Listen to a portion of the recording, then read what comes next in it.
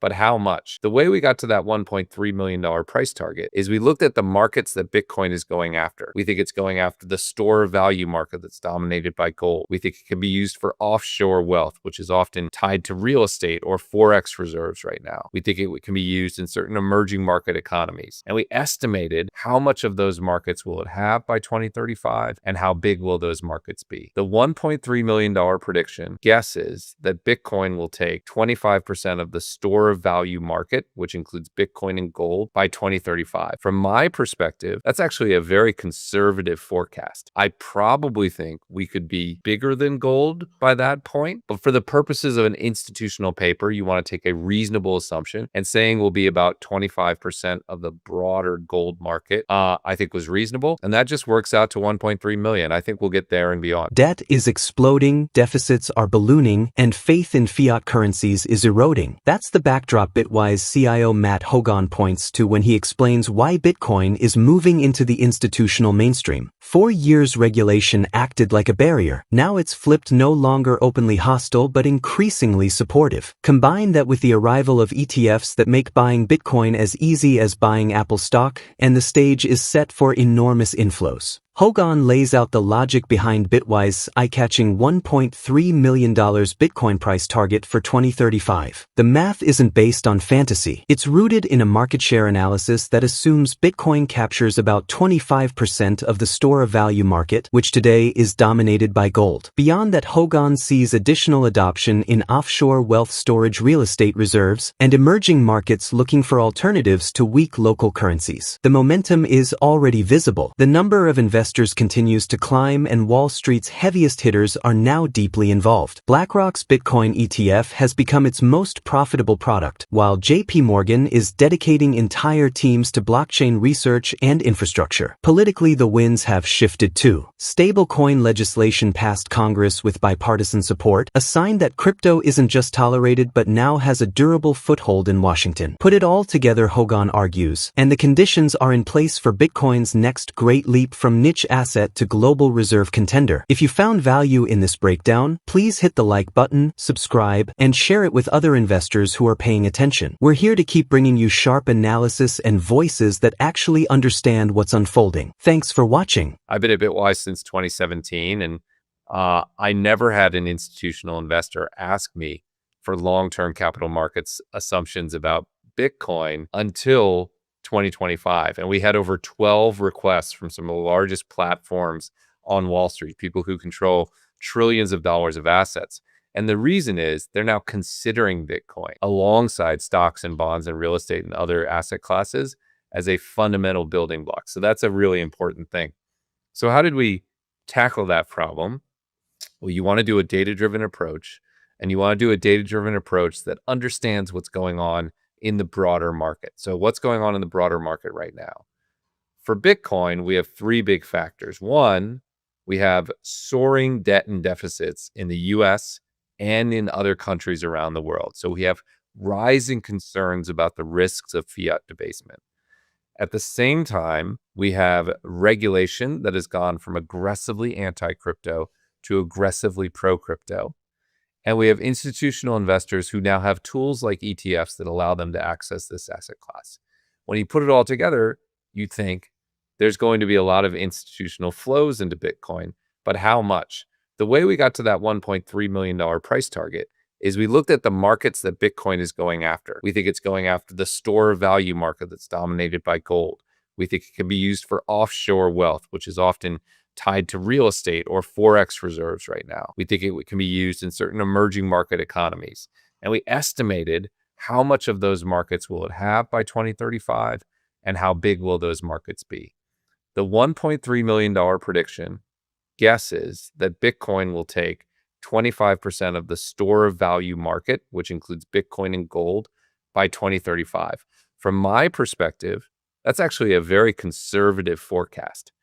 I probably think we could be bigger than gold by that point. But for the purposes of an institutional paper, you want to take a reasonable assumption, and saying we'll be about 25% of the broader gold market, I think was reasonable. And that just works out to 1.3 million. I think we'll get there and beyond. I mean, one important thing I'd point out is we're actually predicting it only gets to be 25% of the market. So we're predicting it gets to be as big as gold is today. But we think gold is going to continue to get bigger and bigger and bigger. So we're not saying it matches gold by 2035. It matches gold's value today, which is about $25 trillion. But the broader market, but it's still a good question. Can Bitcoin catch up that much with gold in the future? The things to remember, gold has definitely been around longer, but we've only been off the gold standard for the last 50 or so years. So I think people may overstate the history of gold. The other thing I would say is that if you look at the history of money, the things that made gold the best money is that it's very dense. You can store a lot of wealth in a very small format. And as a result, it's relatively easy to move. But Bitcoin, you can store an infinite amount in no format, and you can move it around the world at the speed of light. It's just better than gold at most of the things that gold does. It's more scarce, it's more divisible, it's easier to store, it's easier to move, it's harder to forge. The only thing gold has going for it is that it's older than Bitcoin. It's been around longer. But again, I think people overstate how long it's been around. It's really only been free floating for 50 years. And you just see how Bitcoin has caught up over the last 15 years. If you continue that trend, again, I think we may be being conservative. The thing to remember about what's happening in crypto right now is that it is rapidly gaining widespread acceptance across all parts of, in this case, the US society. So the number of investors who own crypto is rising very rapidly. Wall Street firms, who were traditionally the primary financial supporters or one of the big financial supporters of the Democratic Party, are now directly engaged in crypto. BlackRock has their most profitable ETF is a Bitcoin ETF. JP Morgan had hundreds of people working in blockchain. Citigroup is investing it. What I'm saying is that the times have changed and Bitcoin and crypto has sort of gone through, and I don't think they can be pulled back in. A thing I would note, just to put some data on this sentiment, is that the Genius Act, which was the first piece of crypto legislation in the US, which passed both houses of Congress and was signed into law earlier this year, it governs stablecoins, received 300 votes in the US House out of 435, including 100 Democratic votes. So it actually had wide bipartisan support. I think it's extremely unlikely, unless we see Elizabeth Warren win the presidency, which, I guess could happen, but seems unlikely. In 95% plus of the scenarios I can imagine, crypto has just made it now into the mainstream, and it's not going back.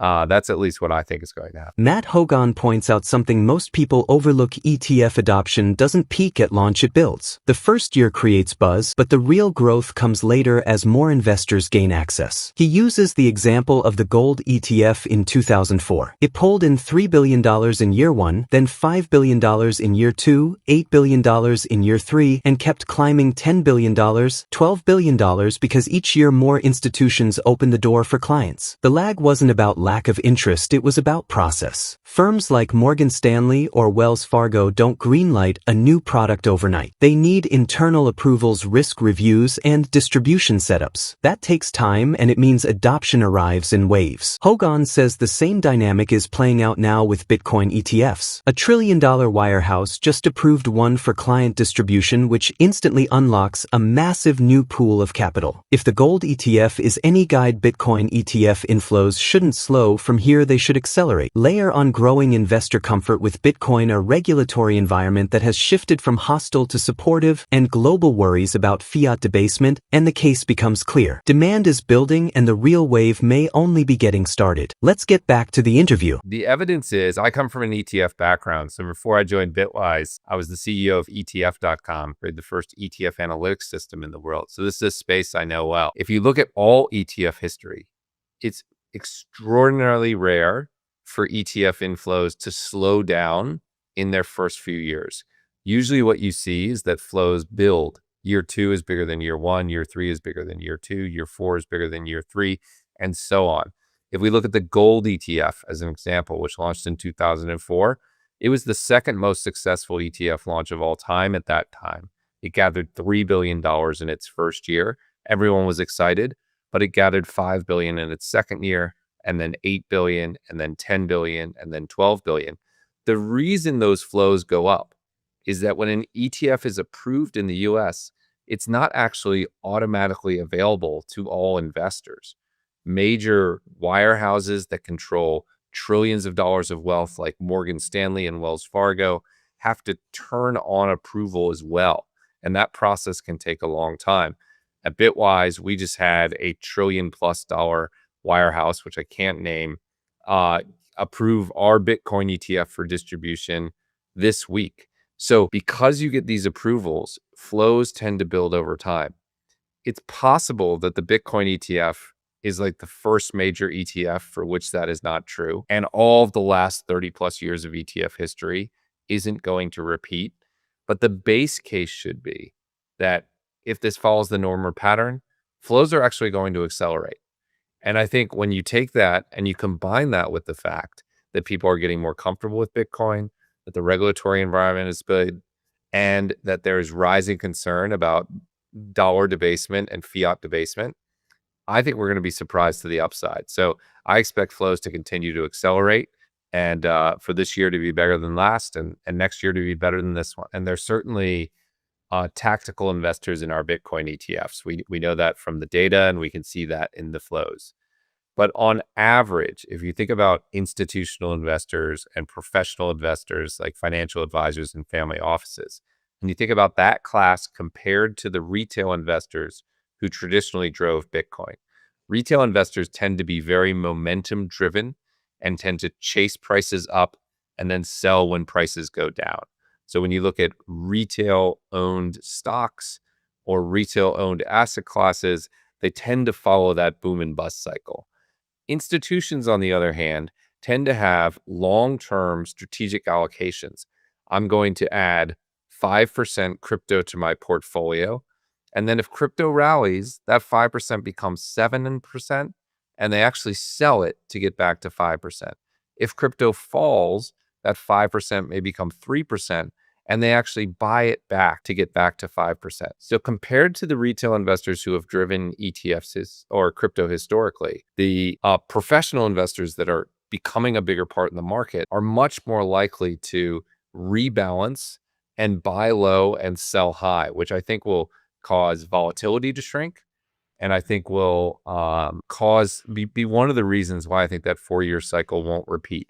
I do think the nature of the average buyer of Bitcoin is changing as ETFs open up the market. Yeah, I wrote that piece when Solana was 210 or something. So it's done okay.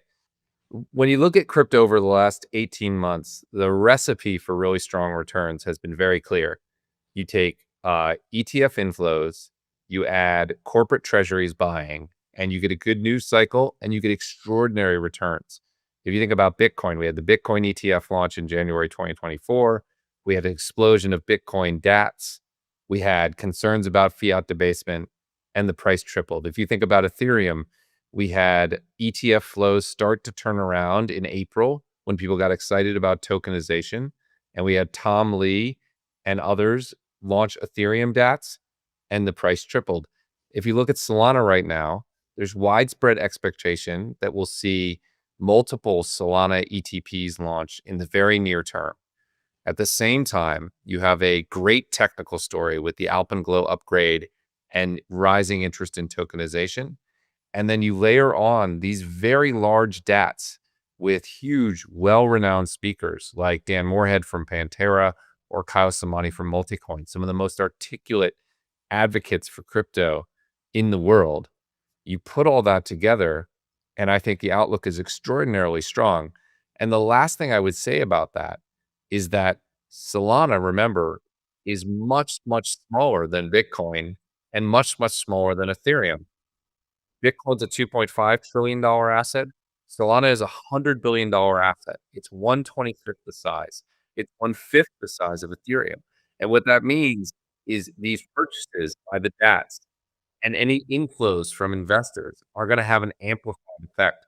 I haven't seen as positive a setup for a crypto asset since I got to Bitwise. It's been an extraordinary setup. I'm very bullish for Solana season. Momentum like this rarely comes from hype alone, it comes when multiple forces align. Rising debt burdens, skepticism toward traditional currencies, and a regulatory tide that has shifted from resistance to acceptance have created fertile ground for Bitcoin's expansion. What was once a fringe experiment is now being woven into the same fabric as mainstream financial products, with ETFs acting as the gateway. Each approval from a major financial institution doesn't just unlock capital, it normalizes Bitcoin for audiences that once dismissed it outright. If adoption continues to unfold in waves as history with other assets suggests, then today's entry points may look modest in hindsight. The bigger picture is a contest for trust. Can digital assets take the role long held by gold, or will they evolve into something altogether different, a new category of reserve asset shaped for the digital age? Could the accelerating embrace of Bitcoin by Wall Street and policymakers mark the point where it transitions from speculative trade to permanent pillar of the global financial system? So stay tuned. If you're into real, data-backed takes on the financial system, hit like and subscribe so you don't miss the weekly updates. Thank you for the support, and I hope you enjoy the video.